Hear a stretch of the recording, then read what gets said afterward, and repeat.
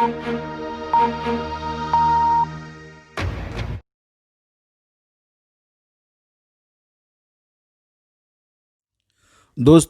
अगर मैं आपके सामने फ़ातिमा शेख जी का नाम लूँ, तो आप में से शायद कुछ लोग उनके नाम को पहचानते हो, वरना बाकी लोग इनके बारे में जानते ही नहीं होंगे।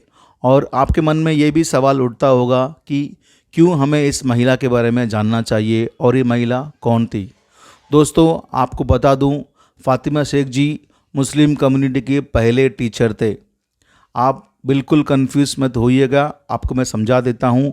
मुस्लिम कम्युनिटी से ये पहली टीचर बनी।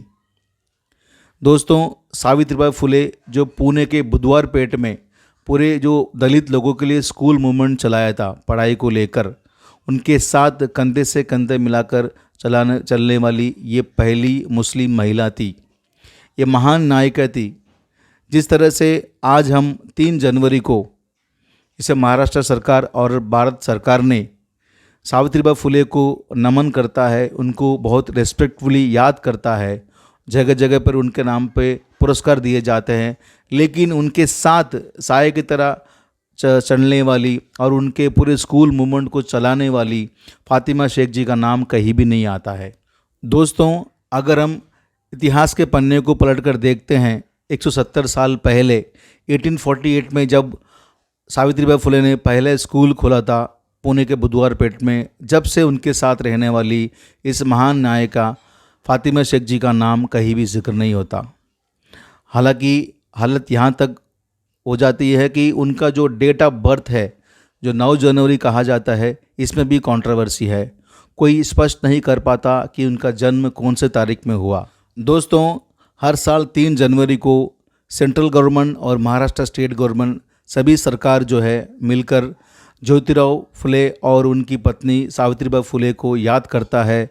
इनको क्रांति सूर्य और क्रांति ज्योत के नाम पर याद किया जाता है। इतना बड़ा दर्जा इनको समाज में दिया गया है। इसकी वजह क्या है कि उनके साथ उतना ही काम मेहनत करने वाली फ़ातिमा शेख जी को मिला नहीं। दोस्तों, इसकी 2 वजह है। मैं ये भी बात यहाँ पर स्पष्ट करना चाहूँगा कि जिस तरह से सावित्रीबाई फुले को हम याद करते हैं, आज नमन करते हैं, आज उनको क्रांति सूर्य के नाम पर पहचानते हैं, दलित मूवमेंट जो स्कूल मूवमेंट चला था उनको रख के हम याद करते हैं। हालांकि सावित्रीबाई फुले खुद दलित नहीं थी, इसके बावजूद दलित वर्ग के लिए उन्होंने लड़ा और ये स्कूल मूवमेंट चलाई जो बहुत ही सक्सेसफुल रहा। लेकिन दोस्तों, इतिहास उनके साथ भी न्याय नहीं किया। लेकिन आते हुए वक्त में कांशीराम जैसे लोगों ने अपने वर्ग के लिए जिन्होंने मेहनत की, जिन्होंने लड़ाई लड़ी, जिन्होंने ये क्रांति शुरू किया था, सावित्रीबाई फुले इनको ढूंढ निकाला और अपने किताबों में, अपने पत्रिका में लिखने लगे, जिसके बाद सरकार भी उनके बारे में खोज किया और कई सारे दस्तावेज मिले जिसमें उनसे लिखी हुई ड्रामा थी और एसे थे और कविताएं भी दी। और यहाँ भी कहा जाता है कि ज्योतिराव फुले और सावित्रीबाई फुले के बीच में जो प्रेम पत्र लिखा जाता था वो भी मौजूद है, जिससे ये साफ हो गया कि हिस्ट्री में जिन्होंने 170 साल पहले जो स्कूल मूवमेंट चलाया था वो किस तरह चलाई गई और वो देखते देखते एक महान नायिका बन गई। लेकिन अफसोस बाअफसोस उनके साथ साये की तरह खड़ने वाली फ़ातिमा शेख जी का नाम कहीं भी नहीं आता।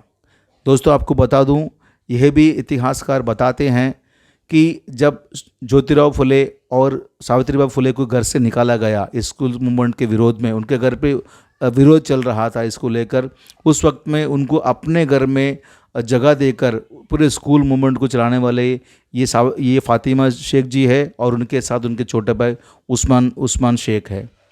दोस्तों, सोचिए कितनी ब्यूटीफुल मूवमेंट है, कितना प्यारा ये एक वाक़या होगा अगर ये सच होगा। क्योंकि एक भाई बहन और यहाँ पर एक पति पत्नी, ये लोग मिलकर एक जो नया चीज़ है, उस वक्त में स्कूल जाने के लिए काफ़ी सारे पाबंदी थी। ब्राह्मण के बच्चे को छोड़कर बाकी कोई इल्म नहीं सीख सकता, पढ़ाई नहीं कर सकता। इन सभी के लिए स्कूल खोला जाए और पहली महिला जो शिक्षिका बनी, टीचर बनी सावित्रीबाई फुले, उनके साथ मिलकर अगर कोई मुस्लिम समुदाय से फ़ातिमा शेख जी आते हैं और सोचो कितने विरोध का उनको सामना करना पड़ा होगा। दोस्तों, फ़ातिमा शेख जी का भी कई सारे जगह पर विरोध हुआ। मुस्लिम समुदाय के लोगों ने ही उनका विरोध किया, लेकिन वो डटी रही। पढ़ाई को लेकर वो सावित्रीबाई फुले के साथ मिलकर इस पूरे रेवोल्यूशन को उन्होंने आगे बढ़ाया। लेकिन इतिहास उनके साथ न्याय नहीं किया, क्योंकि उनका नाम बहुत कम जगह में आता है। हिस्टोरियन यहाँ तक भी कहते हैं कि हमें फ़ातिमा शेख जी के बारे में कुछ नहीं मिलता है, शायद उनका योगदान ही ना हो। लेकिन दोस्तों, ये स्पष्ट होता है, सावित्रीबाई फुले ने जो कविता लिखी है उसमें उनका उल्लेख है, और एक चित्र भी है, पिक्चर भी है जो सावित्रीबाई फुले के साथ में आता है। लेकिन कोई चीज़ स्पष्ट नहीं है। जैसे कि मैंने बताया कि फ़ातिमा शेख जी के बारे में कोई नहीं जानता, लेकिन उनका जो काम, जो कद जो है वो सावित्रीबाई फुले के इक्वल है, कोई कम नहीं है। लेकिन इतिहास ने इस तरह से उन्हें घुमा दिया ताकि हम उनको पहचान नहीं पाए। दोस्तों, ये हमारा भी फ़र्ज़ है, और हमारे जो कम्युनिटी में बुद्धिजीवी है, हिस्टोरियंस है, स्टूडेंट्स है, और हम भी चाहते हैं कि हम उनके बारे में ज़्यादा से ज़्यादा जानकारी रखें और उनके बारे में पढ़ें, और जितना भी खोज हम करते हैं उसको डॉक्यूमेंट करें और हमारे अपने बच्चों को बताएं, ताकि आने वाली पीढ़ी में उनके बारे में पता चल सके। दोस्तों, बहुत सारे महिलाएं हैं, नायकाएं गुजरे हैं। जिस तरह मैंने टीपू सुल्तान और औरंगज़ेब रहमतुल्लाह अलैह का नाम लिया, कई सारे लोगों के बारे में गलत अफवाहें ये फैलाई जा रही है, फेक प्रोपेगेंडा चल रहा है, हिस्ट्री को तोड़ा मरोड़ा जा रहा है। अगर हम सतर्क रहें, और हमारे जैसे कांचीराम जैसे लोगों ने सावित्रीबाई फुले को ढूंढ निकाला, आज उनको एक दर्जा मिला है पूरे समाज में क्रांति सूर्य का, उस तरह से हम भी हमारे जो नायक गुजरे हैं, ये नायिकाएं गुजरी है, उनके बारे में हम पढ़ें और हमारे बच्चों को बताएं। दोस्तों, 170 साल बाद भी फ़ातिमा शेख जी को न्याय नहीं मिला, उनको वो दर्जा नहीं मिला जो मिलना चाहिए था।